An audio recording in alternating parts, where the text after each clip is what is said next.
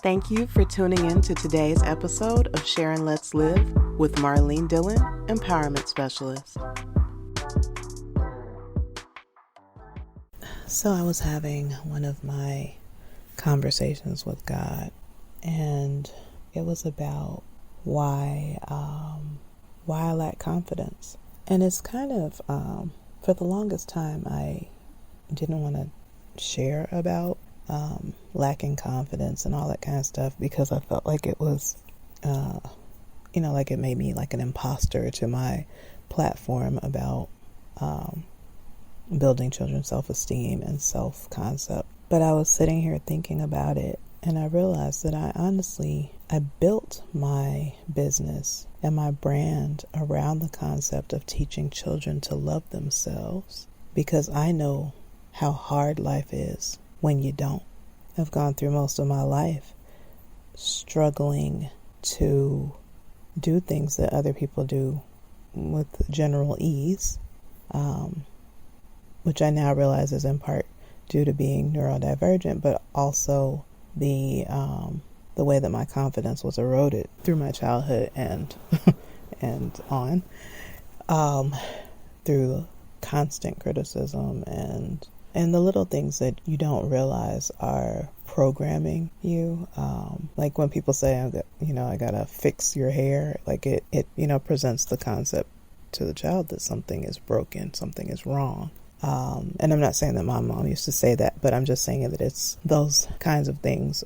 It's the, Sunday is Easter Sunday, so we have to straighten your hair because we want you to look presentable. That gives the impression that my hair in its natural state is not presentable. It's that kind of, sometimes the messaging is subliminal, for lack of a better word. And so I created I'm Proud to Be Natural Me. I originally wrote the book, which, if you've never heard of my book, it's called I'm Proud to Be Natural Me. It's a story of a little girl who's teased because of the texture of her hair.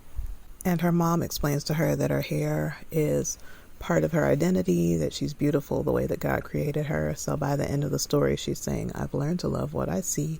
I'm proud to be natural me. And it's a beautiful story with beautiful illustrations that I actually redid in 2020. And I'm actually doing another version because I wanted to include boys in the book. Since it was a book about a little girl, I never had boys in the book. But boys like the book too, and it was never intended for it to be a girl's book. But first, because it's a story about a girl and there are mostly girls in the book, people assume that it's not meant for everybody, which is not the case. But anyway, so another version is coming out the second I figure out how to make an EPUB file. It would have been done already. So that's coming. But anyway, the point is that the book was created because I felt like I couldn't understand how the generation before me, like my parents' generation, were the say it loud, I'm black and I'm proud people. And,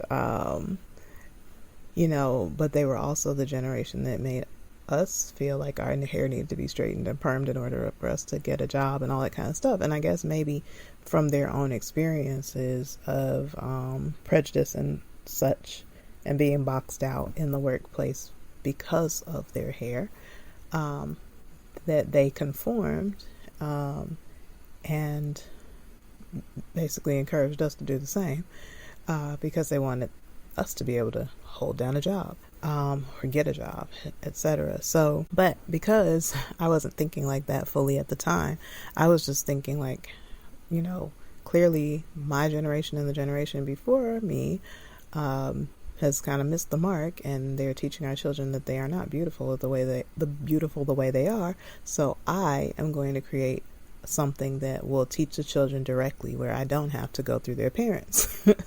So I wrote this children's book and illustrated it to reflect little girls of different skin tones, different girls of black people's skin tones, with curly hair and afro puffs and afros and ponytails and things like that, like pigtails or whatever, because I wanted our children to be represented in the books that they read, because I was raising a daughter who had no representation on television, very little representation in books. Now there are plenty of books out, which is awesome, but at the time that I wrote my book, that was not the case. And there wasn't all the representation that we see on TV. It's like, you know, it's lots of people with curly hair and things like that now, but that was not the case at the time that I wrote my book either. But anyway, so I built my whole thing around this idea of loving yourself, of teaching children to love themselves, and, you know, have t-shirts and coffee mugs and keychains and all kinds of things, and all of these products that are geared around self-love and self-acceptance. So for the longest time, it was very hard for me to be honest about dealing with my own insecurities and lack of confidence. I mean, as far as my physical appearance, like having curly hair and loving my skin tone and things like that, yeah, I've got that down.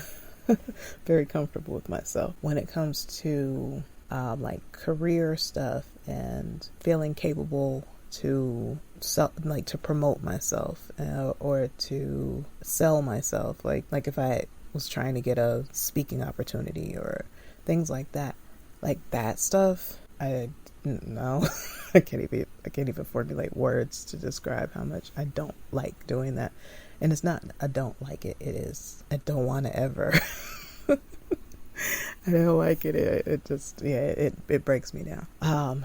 Which is why I don't do it. Which is why I don't end up with those opportunities, and which is why I would have people in my life who I would think would support me in doing that, and then that normally didn't actually happen. Which was always weird to me, because I'm like, you have all these connections and you can't like drop my name or, you know, get me on a program or something. Because the thing is, I don't lack any confidence in my ability to deliver. I lack confidence in being able to sell it to you. I know that I will rock it. I know that when I get in front of a room, that lives will be changed. I know that when I get in a room, that things happen, that things change, that shifts occur, that our conversations, our trajectory shifting. And I have evidence of that. And what I just did, I don't know how to do that when I'm talking to like somebody who actually wants, you know, I'm trying to get myself in the room. I don't know how to do that, but I know that I'm good at what I do. And a huge part of that is that what I do is intuitive. So I know how to be a vessel. I know how to show up and just let the words flow, you know? But like when it comes to like a TED talk or something like that, where they like want to know what you're talking about before you get on stage. And I'm just like, I don't know what I'm going to talk about before I get on stage.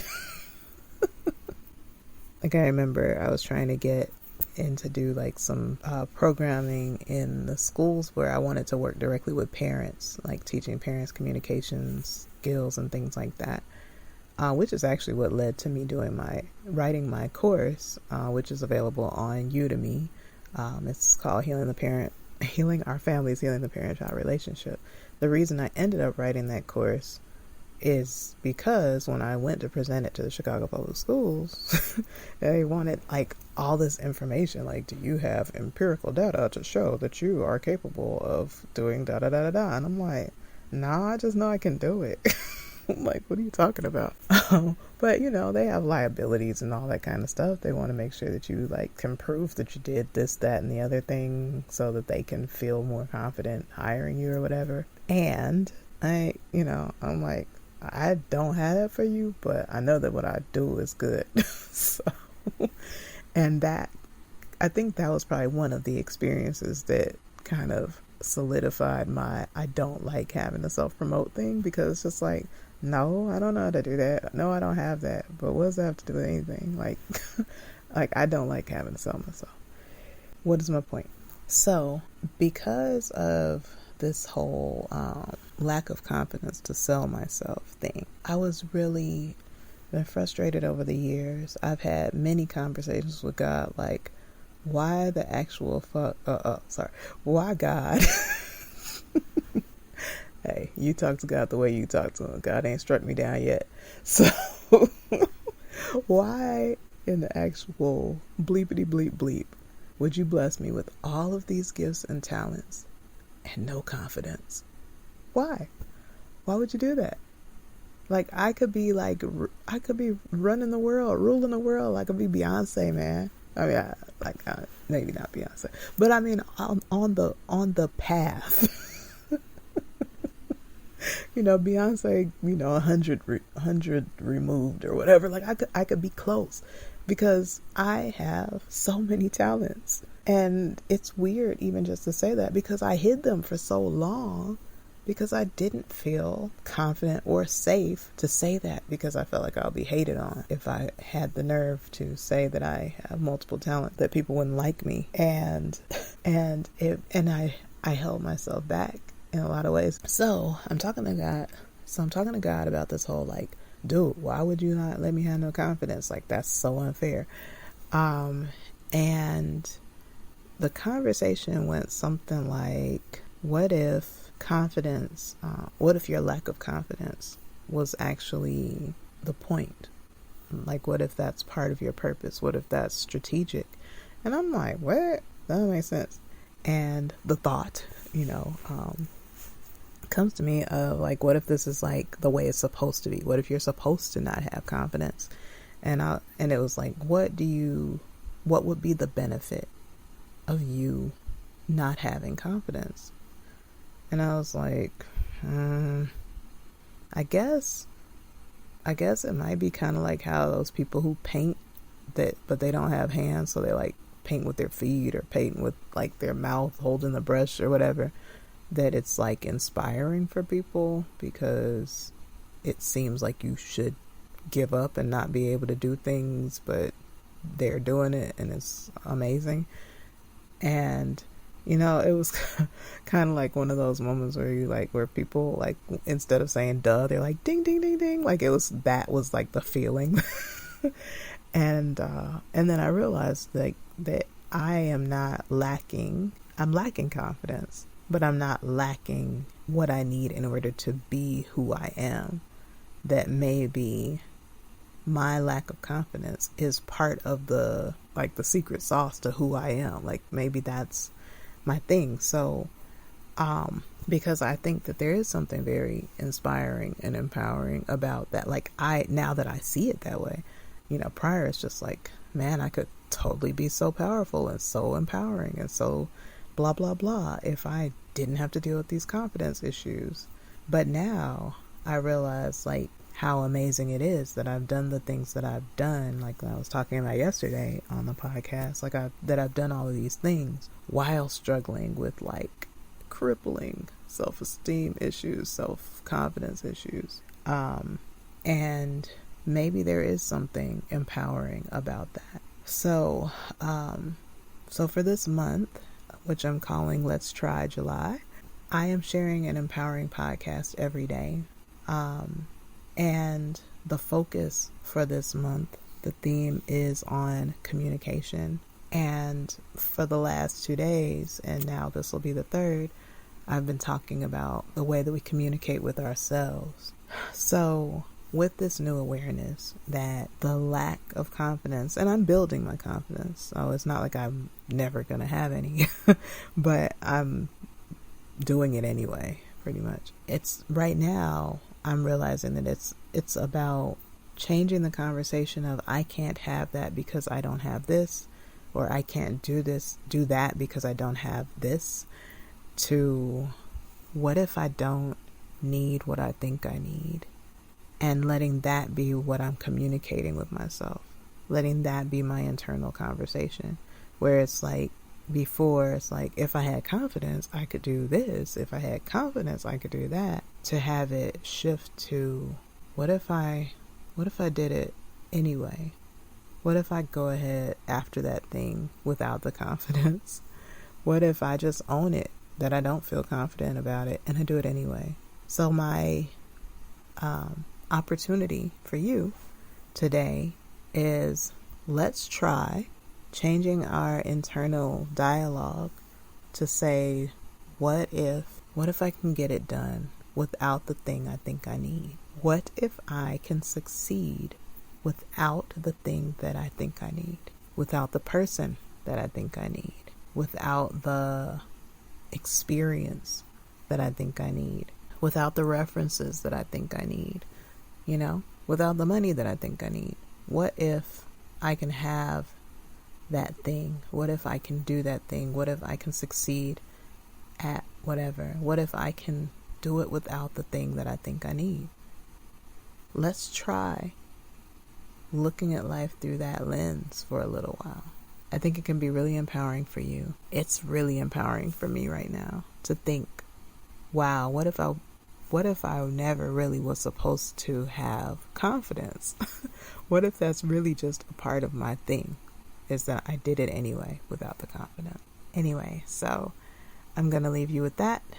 Today is day 3 of Let's Try July with Marlene Dillon Empowerment Specialist. Have an amazing whatever time of day it is for you. Blessings. To learn more about me, Marlene Dillon Empowerment Specialist, please visit mdillondesigns.com. There you can find more podcast episodes. You can read my inspirational blog. You can check out my online store of personalized gifts featuring the characters from my empowering children's book, I'm Proud to Be Natural Me. You can find parenting resources, including my online communication course, Healing Our Families, Healing the Parent-Child Relationship. Please follow and share if you found this podcast inspiring. Thank you and have an amazing day.